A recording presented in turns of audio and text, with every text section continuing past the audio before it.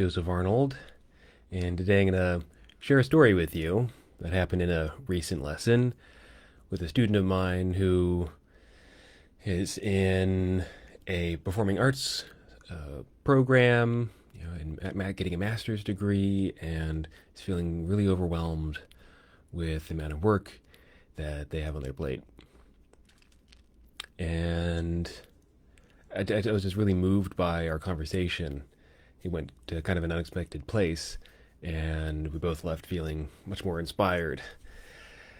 So I'd like to share what that was. So again, my name is Joseph Arnold. I'm a violinist, Alexander Technique teacher, and founder of the Soulforce Performing Arts Academy. And maybe I'll tell you a little bit about that at the end of the video. So, in just a moment. So here we are. I was teaching this lesson, and my student asks me, do you have any tips for time management, basically? He's got tons of workload, and I could tell, I could feel from him this kind of fear and sadness. Just you could pick up on that. And so that's where I started after he asked me his question. I said, this is what I feel in you, and just asked him to let himself feel that. So what's it like just to take in this fear and sadness? Let yourself acknowledge that. It's hard. It's hard having so much work that you can't really do unless you work yourself to the bone. And so I asked him, when are some other times when you felt this way? And he told a story from his childhood of being really expressive at some point and getting some feedback that wasn't welcome. And so he felt shame as a young boy getting that feedback.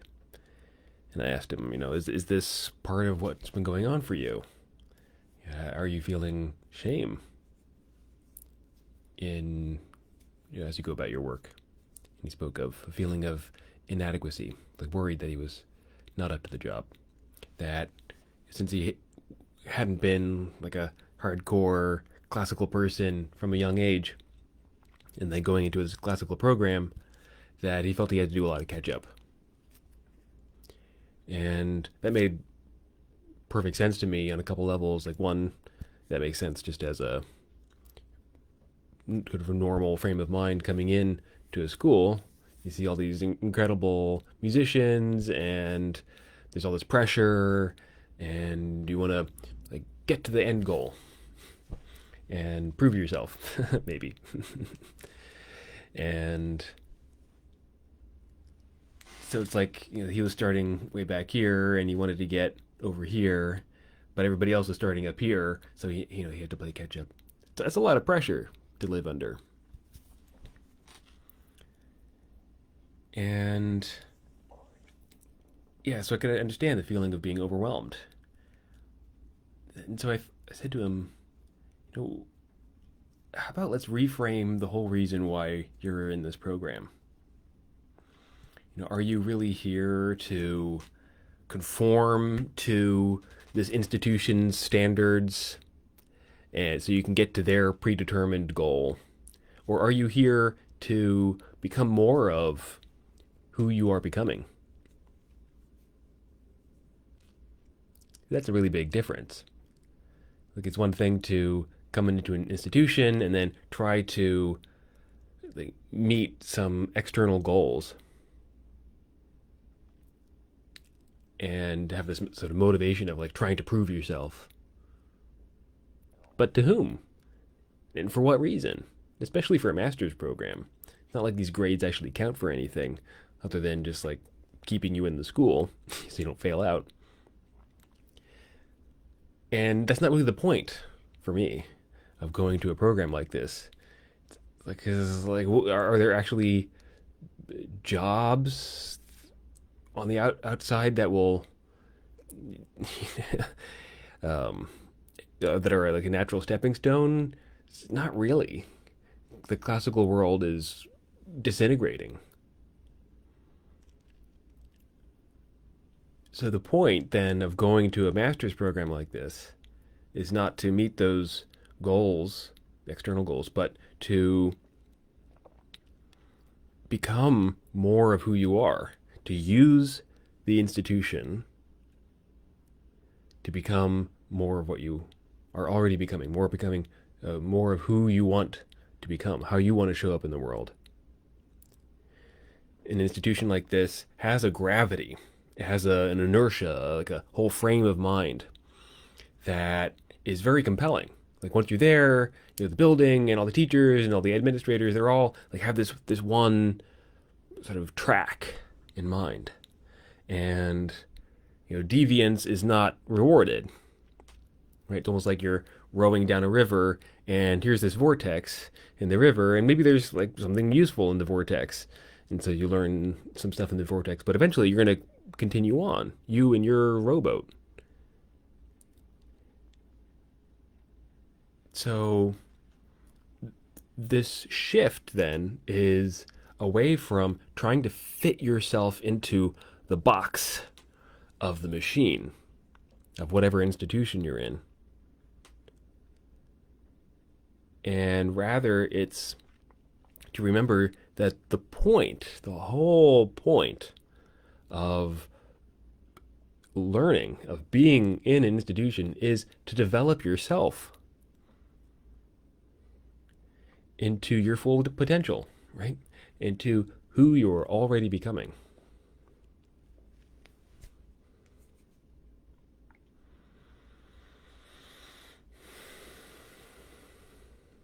That's a big shift.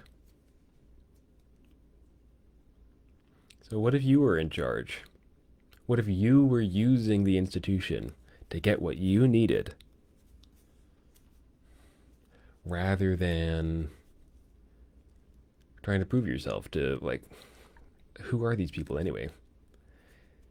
Like, do the people in this institution really know who you are? Do they really care what happens to you afterwards? Maybe.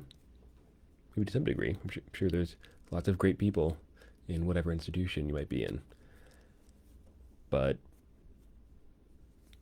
in reality, um, what typically happens is that, you leave and that's that.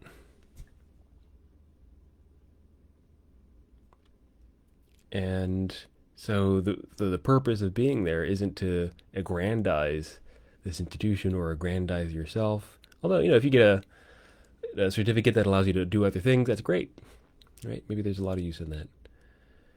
Um, so the question then, when you're getting overwhelmed, is not like how can you fit more shit into your life.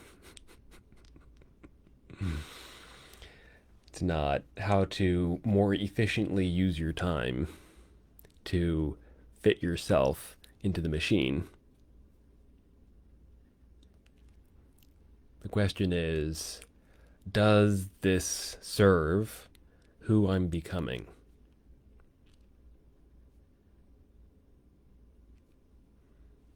Does this serve who I'm becoming?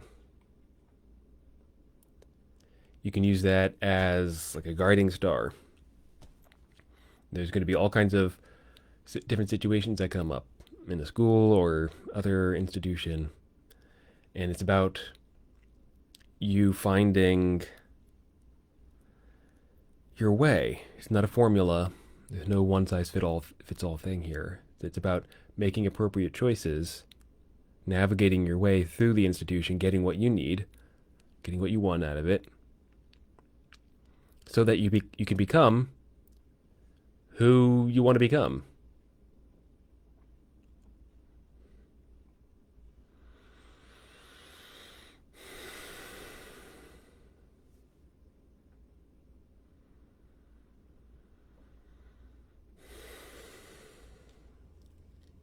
Yeah.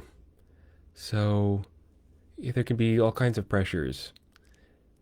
similar to wanting to prove yourself to these people in the institutions. Like, okay, you could do that, but a lot of that stuff comes from childhood, right? It's not even about these people in front of you. It's like that time you got hurt and you felt shame because you were being really expressive and the people around you couldn't handle that. And then you're bringing that frame of like inadequacy to everything that you do. And like trying to fit yourself into this institution or trying to do more work like to compensate for that feeling of inadequacy or that fear of inadequacy isn't going to get you where you want to go.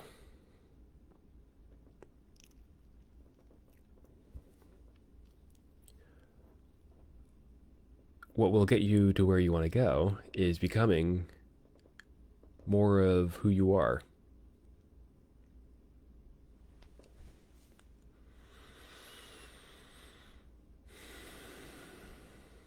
There's a great word, entelechy, which means the full flowering of a thing.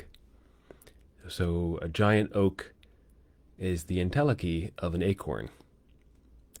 And I view artistry, maybe I'll use my word here, Soulforce artistry, as the development of yourself into the fullest flowering of who you're meant to become. And taking that point of view as a teacher, taking that point of view as a performer, as a student, as a director or producer, helping things flower and open rather than fit into a box. Because what the world needs right now, the world's in a lot of chaos. The world's in trouble. And what the world needs are the kind of people who aren't willing to fit themselves into the box. And this can be dangerous. There's often a lot of fear around not fitting yourself into the box of the machine. There can be fear of rejection, of reprisal. And that fear is real. They killed Jesus. That's an extreme example. But this is the kind of stuff that happens for people who deviate from the norm. And so for that anxiety to come up, totally understandable. And yet, there are different kinds of acceptance. One kind of acceptance is where you fit yourself into other people's ideas of what you should be.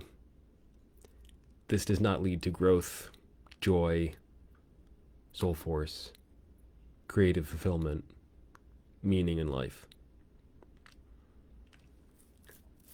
It takes courage to make this choice. Ask yourself this question. Does this serve who I'm becoming?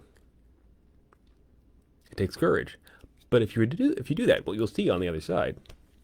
Sure, there'll be some people who don't like what you're doing. Sure, you might get bad grades. Some of the greatest scientists were high school dropouts. So on the other side of the institution, or on the other side of that fear of rejection, is you becoming a courageous person. You becoming the kind of person that other people look up to. You becoming a leader.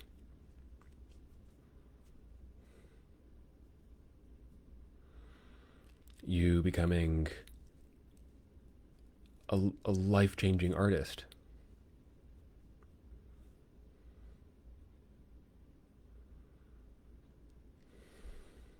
The kind of person who gives performances that touch people's souls.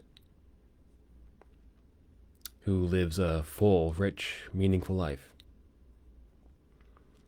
Who gives lessons that your students remember for years, for their whole lifetime. That's what's on the other side. So my invitation to you is to simply ask yourself this question. Does this serve who I'm becoming? And then make an appropriate choice from there. Okay. Thank you for listening. Yeah. If you like this sort of content, you can follow me on whatever platform you find this on, or go to josepharnold.com to sign up for my email list. I send out occasional newsletters with this kind of content in it, blog posts and whatnot, and I'm coming out with a book soon about this sort of stuff. So the email list is probably the best way to stay tuned for that. Yeah, and if you have any questions, reach out to me. Please do. Just go to josepharnold.com and send me an email. Okay. See you next time.